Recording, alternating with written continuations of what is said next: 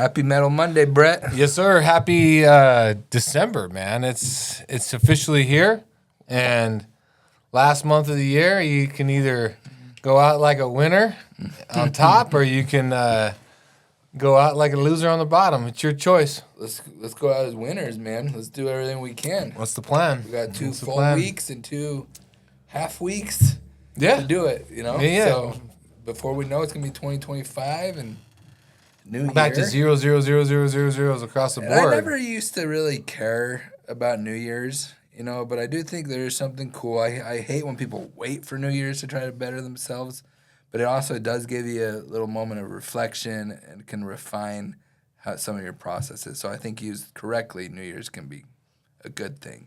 But yeah, New Year's is fun. I mean, I think it's a good time of year to spend some time with your family and your friends and do all that. I think it's, you have to kind of carve some of that stuff out on occasion. And I feel like, I was talking to a guy in Europe and particularly France, and they're like, yeah, we pretty much take the whole month of August off, like the whole country, like of August. And so it's like you can't really, there's no real reason to travel. They were going there and looking at some of their businesses, and he was like, August isn't a good month because pretty much we take the whole month off. I'm like, the whole month? He's like, yeah. And I'm like, oh, okay.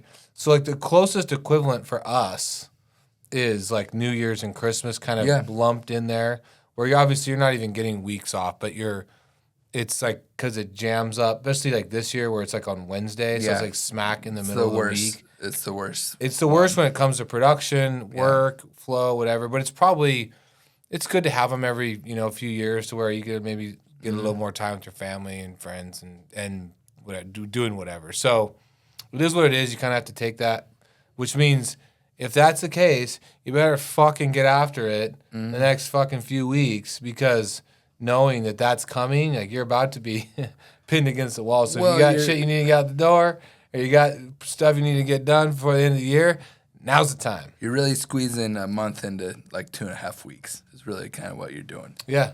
So it's always tough. Even on like last week, one of my favorite weeks of the whole year, because you get Thanksgiving, you get all the time with the family, and it's not centered around presents. Which I really like that.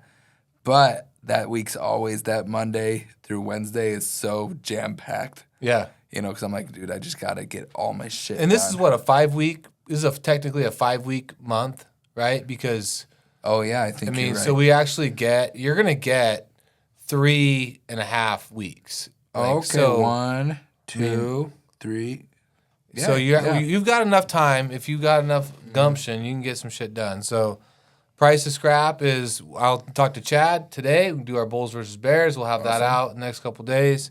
So we'll know where the Ferris is trending. It doesn't feel very positive, but we'll let Chad break that down for us. What non-ferrous is doing. Non-ferrous just kind of flat. I mean, what is it, like 414, 413 copper?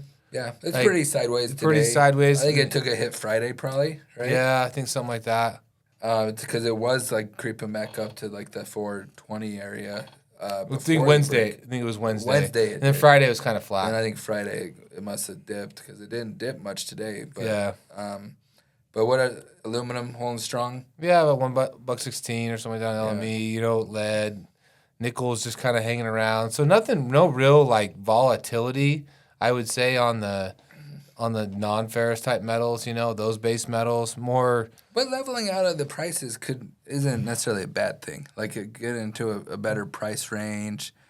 Maybe it stays around. We're buying a big load of copper from one of our good customers today, and he asked me what I thought. I was like, dude, it feels like it's headed to 4 for me on the COMEX.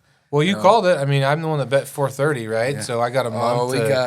We got some time. I got a lot of political. I got a lot of geopolitical fucking events that can really trigger that one before too long. So, yeah, I'm still very optimistic about 2025. I think this is the last kind of lame duck president month we got. So we should, 2025. I think you got the inauguration on like the 20th, and I think that we should hopefully. You know what I'm the most excited about? Like, Trump aside, it is what he is, but like, I'm like kind of genuinely excited on getting some of this deregulation that they've been talking about, cutting some fucking red tape.